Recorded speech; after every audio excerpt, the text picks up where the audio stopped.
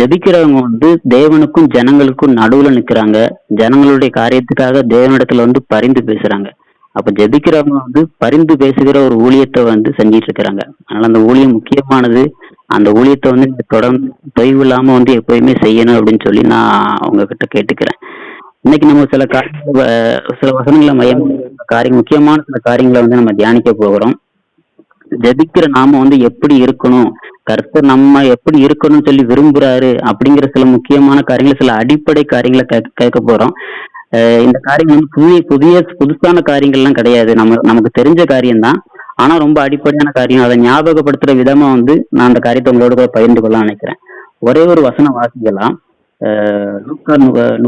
லூக்கா 21வது வசனம் 36வது மன்னிக்கணும், லூக்கா 21வது அதிகாரம் 36வது வசனம். லூக்கா 21:36. யாராவது ஒருத்தர் வாக்கியமா?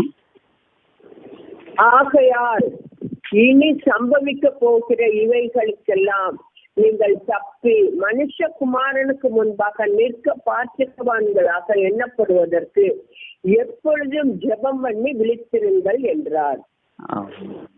இந்த வசனம் ஆரம்பிக்குது, ஆகையால் இனி சம்பவிக்க போகிற இவைகளுக்கெல்லாம் நீங்கள் தப்பின்னு சொல்லி. இந்த வசனத்தை இயேசு கிறிஸ்து அவர் பூமியில வாழ்ந்த நாட்கள்ல தம்முடைய சீஷர்களை பார்த்து நேரடியா சொன்ன ஒரு வசனம். அந்த நாட்கள் கிட்டத்தட்ட 2000 வருஷத்துக்கு முன்னாடி சொன்ன வசனம். அப்ப அவர் சொல்லும் போது சொல்றாரு, ஆகையால் இனி சம்பவிக்க போகிற இவைகளுக்கெல்லாம் நீங்கள் தப்பின்னு சொல்லி அவர் ஆரம்பிக்கிறாரு. ஆனா நாம இந்த வசனத்தை இந்த காலத்துல படிக்கும்போது எப்படி படிக்கலாம்? ஏன்னா கர்த்தர் இனி சம்பவிக்க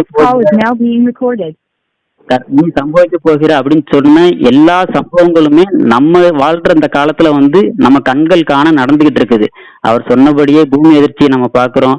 அவர் சொன்னபடியே யுத்தத்தின் குறித்த செய்திகளில் நம்ம கேள்விப்படுறோம். ஜனத்துக்கு விரோதமா ஜனம் எழும்புது, ராஜ்யத்துக்கு விரோதமா ராஜ்யம் எழும்புது, கொள்ளை நோய் ஒரு பக்கம் வருது, பஞ்சம் ஒரு பக்கம் வருது. அவர் என்னென்ன சம்பவங்கள் சொன்னாரோ அது எல்லாமே நம்ம நாட்கள்ல நம்ம வந்து பார்த்திருக்கிறோம், கேள்விப்பட்டிருக்கிறோம். அப்ப நாம அந்த வசனத்தை எப்படி எடுத்துக்கிடலாம் அப்படின்னா, ஆகையால் இப்பொழுது சம்பவித்து கொண்டிருக்கிற இவைகளுக்கெல்லாம் நீங்கள் தப்பி அப்படின்னு சொல்லி நம்ம இந்த வசனத்தை வந்து அர்த்தம் கொள்ளலாம். தப்பு கிடையாது. அப்ப இப்பொழுது சம்பவித்துக் கொண்டிருக்கிற இந்த கடினமான சூழ்நிலைக்கெல்லாம் நீங்கள் தப்பி மனுஷகுமாரனுக்கு முன்பதாக நிற்க பாத்திரவான்களாக ஆகும்படிக்குன்னு சொல்லி இந்த வசனம் சொல்லுது. அப்ப ஜெபிக்கிற நம்ம கிட்ட கர்த்தர் என்ன எதிர்பார்க்கிறார் அல்லது என்ன ஒரு கேள்வியை முன்வைக்க விரும்புறாரு அப்படின்னா, ஜெபிக்கிற நாம கர்த்தருடைய வருகை இன்னைக்கு நேரிடும் அப்படின்னா தப்பிக்கிற இடத்துல நாம ஃபர்ஸ்ட் இருக்கிறோமா அப்படிங்கறத நாமளே வந்து ஆராயிற இடத்துல இருக்கிறோம். எப்போ நம்மளுடைய ஜெபம் வந்து நிறைவுள்ளதா இருக்கும். நம்ம இன்னைக்கு நிறைய காரியங்களுக்காக ஜெபிச்சோம், நிறைய காரியங்களுக்காக சாட்சியெல்லாம் கேட்டோம். நம்ம ஜெபத்தை இன்னைக்கு ஆராதனை நடத்தும் போது ஒரு சிஸ்டர் சொன்னாங்க, அந்த ஆராதனை நடத்துற சிஸ்டர் சொன்னாங்க, இன்னைக்கு என் பிள்ளைங்க என்னென்ன காரியங்களுக்காக ஜெபிக்க போறாங்கன்னு சொல்லி கர்த்தர் நம்ம நடுவில் ஆசையா வந்திருக்கிறாரு அப்படின்னு சொல்லி அந்த சிஸ்டர் வந்து நடத்தும் போது சொன்னாங்க. அந்த வார்த்தை ரொம்ப உண்மை. நம்மளுடைய ஜெபத்தை கேட்கும்படிக்கு வந்து கர்த்தர் வந்து பிரியமா இருக்கிறாரு. ஜெபத்தை கேட்டு அதுக்கு கிரியை செய்யறதுக்கு கர்த்தர் ரொம்ப ஆர்வம் உள்ளவரா இருக்கிறாரு, அதுக்காக தாகம் உள்ளவரா இருக்கிறாரு. அப்ப அப்படி ஜெபிக்கிற நாம நம்மளுடைய ஜெபம் எப்போ நிறைவுள்ளதா இருக்கும், ஒரு பூரண விளைவை கொண்டு வரும் அப்படின்னா அதுக்கு முதல்ல நாம வந்து தப்பிக்கிற ஒரு இடத்துல இருக்கிறோமா அப்படிங்கறத நாம வந்து யோசித்து பார்க்கணும். கர்த்தருடைய வருகை இன்னைக்கு ஒருவேளை நடக்குது அப்படின்னா, அல்லது நமக்கு மரணம் சம்பவிக்குது அப்படின்னா, நாம வந்து பரலோக ராஜ்யத்துக்கு ஆயத்தமா இருக்கிறோமா, ஜெபிக்கிற நாம ஊழியம் செய்கிற நாம முதல்ல ஆயத்தமா இருக்கிறோமா அப்படிங்கறத வந்து நாம இன்னைக்கு ஆராய்ஞ்சு பார்க்கணும். இன்னும் கூட ஒரு வசனம் நான் வந்து சொல்றேன். மத்தேயு 24வது அதிகாரம் 38வது 39வது வசனம் சொல்லுது. மத்தேயு 24, 38, 39வது வசனம் வாசிக்கலாமா சார்?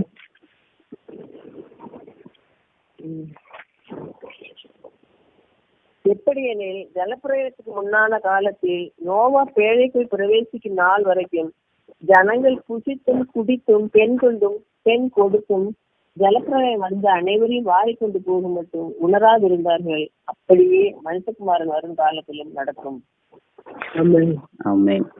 வசனம் சொல்லுது, நோவாவின் காலத்தில் எப்படி நடந்ததோ அப்படியே மனுஷகுமாரன் வரும் காலத்தில் நடக்கும். ஜனங்கள் பெண் கொடுத்தும் புசித்தும் குடித்தும் வெள்ளம் தங்களை வாரி கொண்டு போக மட்டும் உணராதிருந்தார்கள் சொல்லி வசனம் சொல்லுது. இங்க வந்து நாம வந்து இன்னைக்கு கர்த்தர் நம்மளை எப்படி பாக்குறாருன்னா, நோவாவோட இடத்துல கர்த்தர் நம்மளை பாக்குறாரு. ஏன்னா வசனம் சொல்லுது, நோவா வந்து நீதியை குறித்து பிரசங்கித்தான் அப்படின்னு சொல்லி நமக்கு சொல்லுது. நம்மளை கர்த்தர் நோவாவோட இடத்துல நம்ம வச்சிருக்கிறாரு. நாம வந்து மற்ற ஜனங்களுக்கு வந்து தேவனுடைய காரியத்தை பிரசங்கிக்க முடியும், வருகைக்கு ஜனங்களை ஆயத்தப்படுத்தும்படியா நம்மளை வச்சிருக்கிறாரு.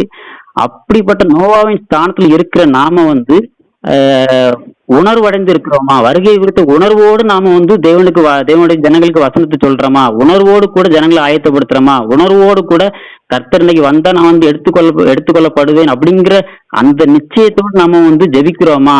அப்படிங்கிற கேள்வியை வந்து நமக்கு நாமே வந்து கேட்கணும். நோவாவின் காலத்துல 2 விதமான ஜனங்கள் இருக்காங்க. ஒண்ணு நோவா, இன்னொன்னு உணர்வடையாத ஜனங்கள், பாவத்துல சிக்கியிருக்க ஜனங்கள், உலகத்தின் போக்குல வாழ்ற ஒரு ஜனங்கள். நோவாவை கர்த்தர் வந்து பேழையை ஆயத்தப்படுத்தும்படி சொல்றாரு. பேழையை ஆயத்தம் பண்ணி ஒரு நாள் வரும்போது மழை வரும், அப்போ வந்து நீயும் உன் வீட்டாரும் பேழைக்குள்ள பிரவேசிங்கன்னு சொல்றாரு. ஆனா நோவா வந்து அதே நேரத்துல ஜனங்களுக்கு வந்து அதை குறித்து எச்சரிப்பு பிரசங்கிக்கவும் செய்யறாரு. இப்ப நோவா வந்து அதிகாரத்துல அறிந்து எடுத்து பார்த்தோம்னா கிட்டத்தட்ட 100 வருஷமா வந்து அந்த பேழையை கட்டி கர்த்தர் நோவாட்ட சொன்ன நாள் கொண்டு 100 வருஷம் கழிச்சுதான் வந்து மழை வருது. இந்த இடப்பட்ட காலத்துல ஒருவேளை நோவா வந்து வழி தவறி இருந்தா என்ன ஆயிருக்கும்? ஆயத்தமா இருந்த நோவா, பார்வையில வந்து உத்தமனா இருந்த நோவா, ஒருவேளை இடையில ஒரு 90 வருஷத்துக்கு அப்புறம், ஒரு 80 வருஷத்துக்கு அப்புறம் கர்த்தர் இந்த மழையை பெய்ய போறதுக்கு கொஞ்சம் முன்னாடி கொஞ்சம் மனசு மாறி இருந்தாருன்னா, கொஞ்சம் வழி தப்பி இருந்தாருன்னா என்ன ஆயிருக்கும்? எல்லாரையும் போல அவரும் வந்து ஒரு உலகத்தின் வாழ்க்கைக்கு வாழ ஆரம்பிச்சிருந்தாருன்னா ஒருவேளை என்ன ஆயிருக்கும்? வேலை கட்டப்பட்டிருக்கும், கர்த்தர் சொன்னபடியே மழையும் வந்திருக்கும், கர்த்தர் வந்து பேழையின் கதவை அடைச்சிருப்பாரு. ஆனா நோவா வந்து பேழைக்கு உள்ள இருந்திருக்க மாட்டாரு, வெளியில இருந்திருப்பாரு. உணர்வில்லாத ஜனங்களோடு ஒருத்தரா வந்து அதனால பிரயோஜனமே இருந்திருக்காது. நோவா கட்டின பேழையினால பிரயோஜனம் கிடையாது, நோவா பட்ட பிரயாசத்தினால பிரயோஜனம் கிடையாது, நோவா வந்து நீதியை குறித்து பிரசங்கித்ததுனால பிரயோஜனம் கிடையாது. கடைசி வரைக்கும் அதை காத்து கொள்ளாததுனால நோவா காத்து கொண்டிருந்தா பிரயோஜனம், காத்து கொள்ளாம விட்டுருந்தாருன்னா அதுல பிரயோஜனமே இருந்திருக்காது.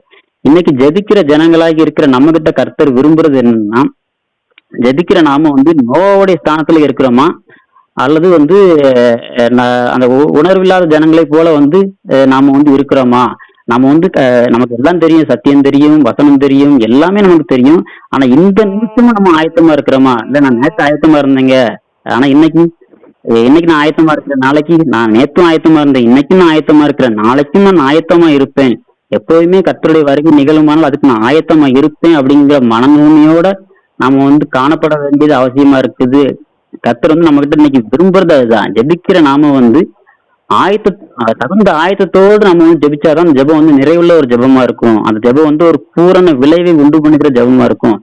தகுந்த ஆயத்தத்தோட பண்ற ஜெபத்தினாலதான் கர்த்தருக்கு பிரயோஜனம் உண்டு. தகுந்த ஆயத்தத்தோட பண்ற ஊழியத்தினாலதான் கர்த்தருக்கு பிரயோஜனம் உண்டு.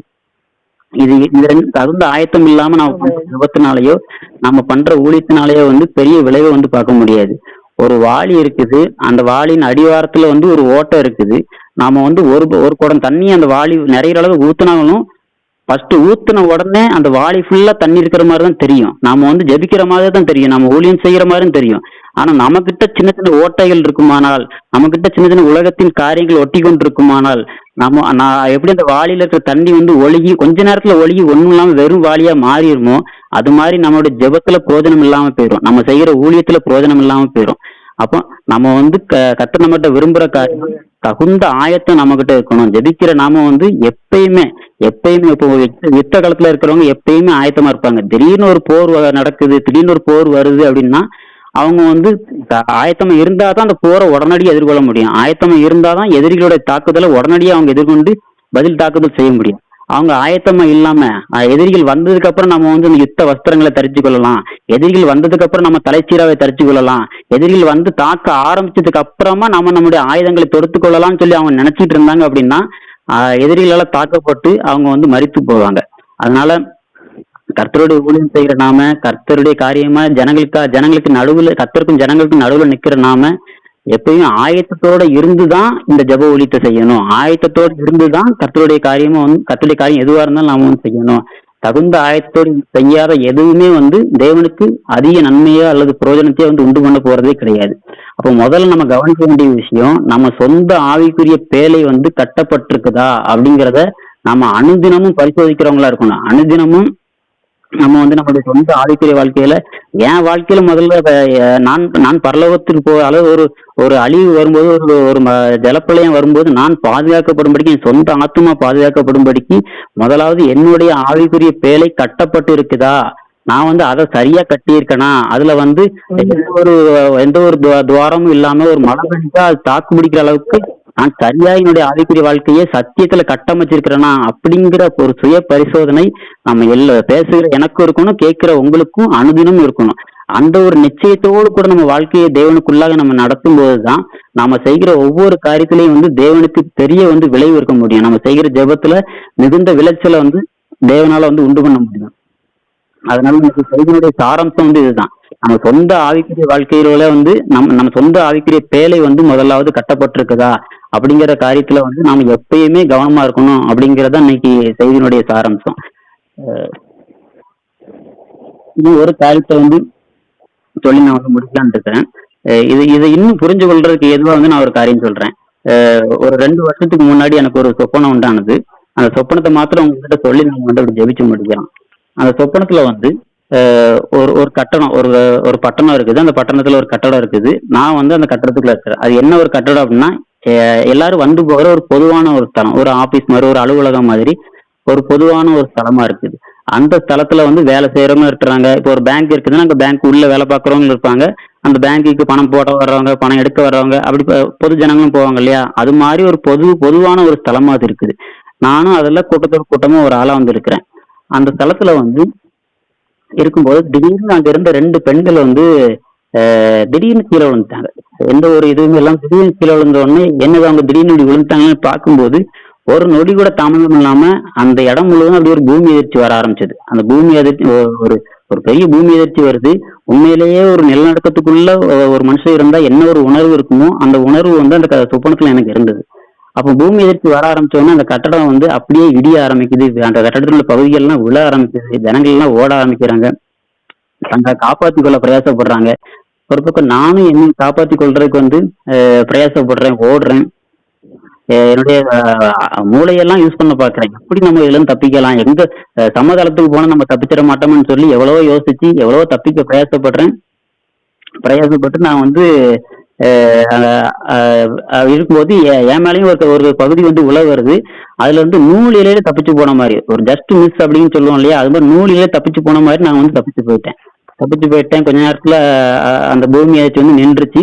நானும் ஒரு பாதுகாப்பான அந்த குறிப்பிட்ட இடத்துல இருந்து கொஞ்சம் தூரமா போயிட்டேன். அப்படி தூரமா போனேன்னா எனக்கு ஞாபகம் வருது, நான் என் செல்போனை அந்த இடத்துல விட்டுட்டு வந்துட்டேனே. என்னோட உடனே அந்த கட்டடத்துக்குள்ளே மாட்டிக்கிட்டு. அப்போ நம்ம நம்ம செல்போனை திரும்ப போய் எடுத்து வந்துடலாம் அப்படின்னு சொல்லி நான் மறுபடியும் அங்க போறேன். அந்த பூமி எதிர்ச்சி நடந்த இடத்துக்கு மறுபடியும் போறேன். அங்க போய் என் செல்போனை தேடுறதுக்காக போறேன். போகும்போது அங்க ஜனங்கள் எல்லாம் இடிபாடுகள்ல மாட்டி இருக்கிறாங்க. கட்டடங்கள் நம்ம டிவில எல்லாம் பார்த்திருப்போம் இல்லையா, அது மாதிரி அங்கங்க ஜனங்கள் நிக்கிறாங்க. அவங்க மேல அந்த கட்டடத்துடைய பாகங்கள் எல்லாம் விழுந்து கிடக்குது. அப்படி விழுந்து இடிபாடுல சிக்கி இருக்கிறதுல ஒரு கூட்டத்தார் சத்தமா தேவனை பாட்டு பாடி ஆராதிக்கிறாங்க. நல்ல சவுண்டா பாட்டு படிச்சு அவங்க எல்லாம் ஒரு மனதா தேவனை ஆராதிச்சு கொண்டிருக்கிறாங்க. அப்படி நான் அதை பார்த்துட்டு இருக்கும்போது எனக்கு அது வேடிக்கையா இருந்துச்சு. இங்க என்ன நடக்குது, ஒரு நிலநடுக்கம் வந்திருக்கு, இத்தனை பேர் இங்க மறைச்சிக்கிட்டு இருக்கிறாங்க, உயிர் பிழைக்க மட்டும் தெரியாது. ஆனா இங்க இப்படி ஜனங்கள் முட்டாள்தனமா இந்த நேரத்துல ஒரு பாட்டு பாடி வர்ஷிப் பண்ணிட்டு இருக்கிறாங்கன்னு சொல்லி நான் அவங்கள என் மனசுல நிந்திக்கிறேன். அதுல அந்த கூட்டத்துல ஒருத்தர் நீ பேர் சொல்லி கூப்பிட்டு நீயும் வா, நீயும் தேவனை ஆராதிக்க வா அப்படின்னு சொல்லி என்னை ஒரு பக்கம் கூப்பிடுறாரு. நான் அதையெல்லாம் காது கொடுத்து வாங்காம நான் என்னுடைய செல்போனை தேடுறதுல கவனம் செலுத்த ஆரம்பிச்சேன். அப்படி தேடிட்டு இருக்கும்போது மறுபடியும் அந்த இடத்துல பூமி எதிர்ச்சி வந்துருச்சு. நான் மறுபடியும் அதுல மாட்டிக்கிறேன். மறுபடியும் கட்டடங்கள்லாம் பயங்கரமா விழ ஆரம்பிக்குது. அங்கேயும் ஓடுறேன், தப்பிக்க முயற்சி பண்றேன். எங்கேயுமே தப்பிக்க முடியாத அளவுக்கு ரொம்ப நெருக்கமான சூழ்நிலை இருக்குது. அப்படி இருக்கும்போது எதிர்த்தாப்புல ஒரு சர்ச்சு ஒண்ணு தெரியுது. நல்ல ஒரு பழைய காலத்துல பெரிய பெரிய கற்கள் வச்சு கட்டியிருப்பாங்க இல்லையா, அந்த மாதிரி ஒரு நல்ல ஒரு சர்ச்சு ஒண்ணு தெரிஞ்சு அதை பார்த்த உடனே என் மனசு தோணுது, சர்ச்சு ஸ்ட்ராங்கா இருக்கும், நல்ல பெரிய பெரிய கற்கள் வச்சு கட்டியிருக்காங்க. அந்த சர்ச்சுக்குள்ள நான் போயிட்டேன் அப்படின்னா கண்டிப்பா நான் தப்பிச்சிருவேன். அங்க அங்க அந்த சர்ச் பில்டிங் விழுறதுக்கான வாய்ப்பு கிடையாது, இந்த பூகம்பத்துக்கு அது தாக்கு பிடிக்குன்னு சொல்லி அந்த சர்ச்சுக்குள்ள போனா தப்பிச்சிடலாம்னு சொல்லி சபைக்குள்ள ஓடுறதுக்கு பிரயாசப்பட்டு சபைக்குள்ள ஓடுறேன். நான் சபை கேம்பஸ்க்குள்ள போகும்போதே அந்த சபையினுடைய கட்டிடமும் விழ ஆரம்பிச்சுட்டு, அதுவும் உடைய ஆரம்பிச்சு எல்லா பக்கமும் விழுது. எனக்கு இதுக்கு மேல ஓடுறதுக்கு வழி இல்லாம பலனும் இல்லாம நான் தடுமாறி கீழே விழுறேன். கீழே விழுந்ததுக்கு அப்புறமா சபையோடைய அந்த உச்சி கோபுரத்துல இருந்து அந்த கோபுரத்தின் நுனி பகுதி ஒரு பெரிய பாறை போல உடஞ்சி எனக்கு நேரா விழுறதுக்கு வருது. அதுக்கு நேர கீழே நான் இருக்கிறேன், எனக்கு நேரா வருது. அதை பார்த்தோன்னே எனக்கு ஒரு பயமும் ஒரு திகிலும் பிடிக்க ஆரம்பிச்சுட்டு, அது பிடிக்க ஆரம்பிச்சதும் தலையை குனிஞ்சுக்கிட்டு இயேசுவே ரட்சியும் அப்படின்னு நான் அந்த சொப்பனத்துல சொல்றேன். இயேசுவே ரட்சியும் நான் சொன்ன மாத்திரத்துல என் பக்கத்துல ஒருவர் என்னுடைய கையால என்னை அப்படியே அணைக்கிறாரு. அவர் வெண் வஸ்திரம் தரிச்சவரா இருக்கிறாரு. அவர் அப்படி அணைக்கும் போது எனக்குள்ள ஒரு பெரிய தைரியம் வருது. ஒரு பெரிய நம்ம ஒரு பாதுகாப்பா ஒரு பிளேஸ் வருது. அப்படி இருக்கும். நம்மளை சுத்தி ஒரு 100 அடுக்கு பாதுகாப்பு இருந்தா நமக்கு பயம் வராது இல்லையா? அவ்வளவு நேரம் பதட்டமும் பயமா இருந்த அந்த சூழ்நிலை அவர் நீ அணைச்ச மாத்திரத்துல அந்த பயம் மாறி ஒரு பெரிய பாதுகாப்பை என்னால உணர முடிஞ்சது. அதுக்கு அடுத்த காட்சி அப்படியே மாறுது. நான் ஒரு உயர்ந்த மேட்டு மேல நிக்கிறேன். மேட்டு மேல நின்று அந்த அந்த அந்த நிலத்தை அந்த பட்டணத்தை பாக்குறேன். அந்த பட்டணத்தினுடைய கட்டடங்கள் எல்லாம் சுத்தி இருக்குது. அந்த கட்டடம் எல்லாமே ஒரே நேரத்துல அப்படியே அந்த பெரிய பட்டணம் முழுவதும் அப்படியே இடிஞ்சு விழுது. அதுக்கு நடுவுல ஒரு சின்ன கூட்டத்தார் தேவனை ஆராய்ச்சி கொண்டிருக்காங்க. அந்த ஆராய்ச்சி கொண்டிருக்கிற ஜனங்களுக்கு ஒரு சேதமும் உண்டாகல. அந்த அழிவினால ஒரு சேதமும் உண்டாகல. அப்போ கர்த்தருடைய சத்தம் கேக்குது, அனித்தியமானது எல்லாம் ஒளிஞ்சு போயிரும், நித்தியமானது மட்டுமே நிலைத்து இருக்கும், இத போய் நீ ஜனங்கள்கிட்ட சொல்லு அப்படின்னு சொல்லி கர்த்தர் சொல்றது. அதோட அந்த சொப்பனம் முடியுது.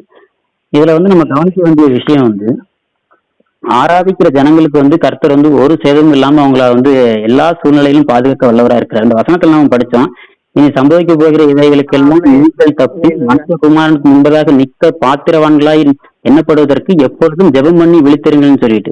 அப்ப நாம இந்த கொடிய காலத்துல, கொள்ளை நோய் வருகிற கொடிய காலத்துல நாம தப்பிக்கணும்னா நம்ம என்ன செய்யணும்? நம்ம ஜெபிக்கிறவங்களா இருக்கணும். அதே நேரத்துல நம்ம ஜெபம் நம்ம ஆயத்தத்தோடு கூடிய ஜெபிக்கிறவங்களா இருக்கணும். அதே பட்டணத்துல பிரஜாதிகளும் இருந்திருப்பாங்க, பெயர் கிறிஸ்தவங்களும் இருந்திருப்பாங்க. ஜெபிக்கிறவங்களா இருந்தாலும் கிறிஸ்துவின் வருகையை குறித்த உணர்வு இல்லாதவங்களா இருந்திருப்பாங்க. சும்மா வாரமாச்சும் தட்டிக்கு போக அவங்களுக்கு பழக்கத்தின்படி ஒன்றான மாறி இருக்கும். ஜெபங்கள்ல கலந்து கொள்வது அவங்களுக்கு பாரம்பரியமான ஒன்றா மாறி இருக்கும். அப்படிப்பட்டவங்க இருந்திருப்பாங்க. அதே நேரத்துல உண்மையாய் ஆராதிக்கிற ஜனங்கள், எப்ப தேவன் வருவார், எப்ப என் மணவாளன் வருவார்னு சொல்லி காத்து கொண்டு இருக்கிற ஜனங்களும் இருந்திருப்பாங்க. அப்ப அப்படி ஆராதிக்கிற ஜனங்கள் அந்த மொத்த பட்டணமும் அழிஞ்சு போனாலும் அவங்க மேல ஒரு சேதமும் இல்லாம அவங்க தொடர்ந்து ஆராய்ச்சி கொண்டே இருக்கிறாங்க. அவங்கதான் நித்தியமானவங்கன்னு சொல்லி கர்த்தர் சொல்றாரு. அனித்தியமானது எல்லாம் ஒளிஞ்சு போகும், ஆனா நித்தியமானது ஒளியாம இருக்கும். அந்த கட்டடத்துல இடிபாடுகளுக்கு நெருக்கத்தை இருக்கும்போதும் அவங்க ஆராதிக்கிறத நம்மளால பார்க்க முடிஞ்சது. அதே போல இன்னைக்கு நம்ம வாழ்க்கையில நம்ம சூழ்நிலையும் பல நெருக்கங்கள் நமக்கு இருக்கும். நீங்க ஜெப குறிப்புகள் சொல்லும் போதும் சரி, சாட்சி சொல்லும் போதும் சரி, உங்களுடைய பல நெருக்கமான சூழ்நிலைகளை அதுல புரிஞ்சுக்க முடியுது. நம்ம எல்லாருக்கும் தேவைகள் இருக்குது. அந்த நெருக்கத்தின் மத்தியில் தேவனை விடாம ஆராதிக்கணும், சோர்ந்து போகாம ஆராதிக்கணுங்கிறது இங்க அவசியமா இருக்குது. நம்ம நினைக்கலாம், நம்ம இப்படி இவ்வளவு ஆராதிக்கிறதுனால, இவ்வளவு ஜெபிக்கிறதுனால நமக்கு என்ன கிடைக்க போகுது? கர்த்தர் வரப்போகிற கொடிய காலத்துக்கு தப்பு வைக்க வல்லவரா இருக்கிறார். வசனம் சொல்றது, குமாரன் கோபம் கொள்ளாமலும் நீங்கள் வழியிலே அழியாமலும் இருக்கும்படிக்கு அவரை முத்தம் செய்யுங்கள், இன்னும் கொஞ்ச காலத்துல அவருக்கு கோபம் பற்றி எரியும், அவரை அண்டிக் கொள்ளுகிற யாவரும் பாக்கியவான்கள்னு சொல்லி வசனம் சொல்லுது. அதனால ஜெபிக்கிற நாம, வேதம் வாசிக்கிற நாம, தேவனை ஆராதிக்கிற நாம நமக்கு நம்ம சுற்றி நெருக்கம் இருந்தாலும் சரி, நமக்கு குறைவுகள் இருந்தாலும் சரி, நமக்கு சேவைகள் இருந்தாலும் சரி, என்ன இருந்தாலுமே கர்த்தருடைய பார்வையில நீங்களும் நானும் பாக்கியவான்களா தான் இருக்கிறோம். அதே நேரத்துல மேலோட்டமா செய்யப்படுகிற ஆராதனையா இருக்கட்டும், மேலோட்டமா செய்யப்படுகிற ஜெபமா இருக்கட்டும், அல்லது மாம்சத்திலிருந்து புறப்படுகிற ஆராதனையா இருக்கட்டும், அது எதுவுமே நமக்கு பிரயோஜனமே கொடுக்காது. நான் அந்த சொப்பனத்துல சபைக்கு போனா நான் தப்பிடலாம்னு நான் நினைச்சேன். சர்ச் பில்டிங் உடையாது, சர்ச் பில்டிங் ஸ்ட்ராங்கா இருக்குது, அது இடியாது. நான் சர்ச்சுக்கு போனா தப்பிடலாம் நினைச்சேன். நம்ம சர்ச்சுக்கு போறதுனாலயோ, நாம ஜெபத்துல கலந்து கொள்றதுனாலே நாம பரலோகராஜ்யம் போக முடியாது. தகுந்த ஆயத்தத்தோடு மேற்கொள்ற சகல ஆவிக்குரிய காரியங்களுக்கு மட்டும்தான் விளைவு இருக்க முடியும். நம்ம கையில தீவட்டி மட்டும் இருந்தா போதாது, தீவட்டியில ஊற்றுவதற்கு எண்ணெயும் இருக்கணும். அதுக்கு மனவாளன் வரும்போது அது எரிகிறதா இருக்கணும். அதனால நம்மளுடைய ஆவிக்குரிய வாழ்க்கையை நாம எப்பயுமே பரிசோதிக்கிற ஒரு இடத்துல நாம இருக்கணும். நம்ம இதுலயே நம்ம ஜெபிக்க தானே செய்யறோம், நம்ம சர்ச்சைக்கு போக தானே செய்யறோம், நம்ம ஒரு ஸ்பிரிச்சுவல் லைஃப் மெயின்டைன் பண்ண தானே செய்யறோம்னு சொல்லி அதுல திருப்தியாகி நம்ம ஆயத்தமா இருக்கிறோமா அப்படிங்கறத போட்டோ விட்டக்கூடாது. ஆயத்தமா இருக்கிறதுல எப்பயுமே கவனமா இருக்கணும். அதோடு கூட நம்ம செய்கிற சின்ன சின்ன பிரயாசத்துக்கும் கர்த்தர் பெரிய பெரிய விளைவு உண்டுகமா வல்லவராக இருக்காரு. அதனால பேர்த்த இந்த வார்த்தைகளின்படி நாமே ஆயத்தமா இருக்கிறோமா அப்படிங்கறத நாமளே பரிசோதிக்கணும். கர்த்தர் நம்ம கிட்ட விரும்புற காரியம் அதுதான். நீங்க நம்ம ஜெபிக்கிற ஜெபங்கள் எல்லாம் தேவனுடைய பார்வையில மிகவும் பிரியமானதா இருக்குது. ஆனா என்னுடைய ஜனங்கள் முதல்ல கர்த்தருடைய வருகைக்கு ஆயத்தமா இருக்கணும். ஆயத்தம் இருந்து நோவா ஆயத்தம் இல்லாம அவர் பேரையை கட்டியிருந்தாருன்னு பிரயோஜனமே கிடையாது. நோவா ஆயத்தம் இல்லாம ஜனங்களுக்கு நீதியை குறித்து பிரசங்கம் பண்ணியிருந்தாலும் பிரயோஜனமே கிடையாது. அதனால என்னுடைய ஜனங்கள், என்னை அறிந்த ஜனங்கள், சத்தியத்தை அறிந்து ஜத்தியபடி வாழ விரும்புற ஜனங்கள் சகல ஆயத்தத்திலும் தங்களை காத்து கொள்ளணும். நான் வரும்போது அவங்க வந்து பரிதவிக்கப்பட்ட ஒரு இடத்துல இருக்கக்கூடாது அப்படின்னு சொல்லி கர்த்தர் விரும்புறாரு. அதனால இந்த நேரத்தில் நம்மளே ஆராய்வோம். இந்த மெசேஜ் வந்து நம்ம வந்து டெய்லியுமே பின்பற்ற வேண்டிய ஒரு காரியம். டெய்லியுமே கர்த்தருடைய வருகைக்கு நம்ம ஆயத்தமா இருக்கிறோமான்னு சொல்லி நம்மளே வந்து ஆராய்ந்து பார்க்க வேண்டிய காரியம். அதனால கேட்ட வார்த்தைகளின்படி நம்ம இந்த நேரத்தில் நம்மளை ஆராய்ந்து ஆண்டவருடைய கருத்துல ஒப்பு கொடுத்து நம்ம ஜெபம் பண்ணுவோம். எல்லாருமே கண்களை மூடி ஜெபிக்கலாம். பரிசுத்த ஆவியானவரே, இந்த நல்ல நேரத்திற்காக உமக்கு ஸ்தோத்திரம் ஆண்டவரே. கர்த்தர் எங்களோடு கூட பேசின கிருபைகளுக்காக உமக்கு நாங்கள் நன்றி செலுத்துகிறோம். இந்த நேரத்துல எங்களுடைய இருதயத்தை உங்களுடைய கரத்துல அர்ப்பணித்து நாங்கள் ஜெபிக்கிற ஆண்டவரே. கர்த்தர் தகுந்த ஆயத்தத்தை எங்ககிட்ட எதிர்பார்க்கறீங்கப்பா. எங்க ஒவ்வொருத்தர்கிட்ட ஊழியம் செய்கிற எங்க கிட்ட, ஜெபிக்கிற எங்க கிட்ட ஆண்டவர், உமக்காக சாட்சியா வாழ பிரயாசப்படுற எங்க கிட்ட தகுந்த ஆயத்தத்தோட இருக்கிறோம். கர்த்தர் வருவாருங்கிறது எனக்கு தெரிஞ்சா மாத்திரம் போதாது. கர்த்தர் வருவாரு, கர்த்தர் இன்னைக்கு வந்தா கூட நான் அவருடைய பாதத்துல இருப்பேன், அவருடைய சமூகத்துல வந்து நான் வெட்கப்பட்டு போகாதவனா இருப்பேன்ற நிச்சயத்தோடு கூட நான் வாழணும்னு சொல்லி கர்த்தர் விரும்புறீங்க. ஆண்டவரே, அதுக்காக எங்களை ஒப்பு கொடுத்து நாங்கள் ஜெபிக்கிறோம். இந்த ஜெபத்துல கலந்து கொண்டிருக்க ஒவ்வொருவரையும் உங்களுடைய பாதத்துல அர்ப்பணித்து நாங்கள் ஜெபிக்கிறோம். தெய்வன் தாமே ஒவ்வொருவரையும் ஆயத்தப்படுத்தும்படியே நாங்கள் ஜெபிக்கிறோம். நாங்கள் நித்தமும் எங்களுடைய ஆயத்தத்தை காத்துக்கொள்ள, எங்களுடைய மனவாளனுக்காக காத்திருக்க கர்த்தர் கிருபை கொடுக்கும்படி நாங்கள் ஜெபிக்கிறோம். ஆண்டவரே, தொடர்ந்து கர்த்தர் இந்த ஜெபத்தை வழி நடத்துங்க. இதுல இருக்கிற ஒவ்வொருவரையும் கர்த்தர் நடத்துங்க. அவருடைய தேவைகளை கர்த்தர் சந்திங்க. அவருடைய ஆவிக்குரிய வாழ்க்கையை கர்த்தர் பொறுப்படுத்திக் கொள்ளுங்க. இன்னமும் டெய்லி ஆவிக்குரிய வாழ்க்கையில அனுதினமும் வளர கர்த்தர் அவர்களுக்கு கிருபை கொடுக்கும்படி நாங்கள் ஜெபிக்கிறோம்ப்பா. தொடர்ந்து கர்த்தர் பொறுப்படுத்தி வழி நடத்துங்க. துதிக்க மகிமை யாவும் உமக்கே செலுத்துகிறோம். இயேசு கிறிஸ்துவின் மூலம் ஜெபிக்கிறோம் நல்ல பிதாவே. ஆமென். ஆமென், ஆமென், ஆமென்.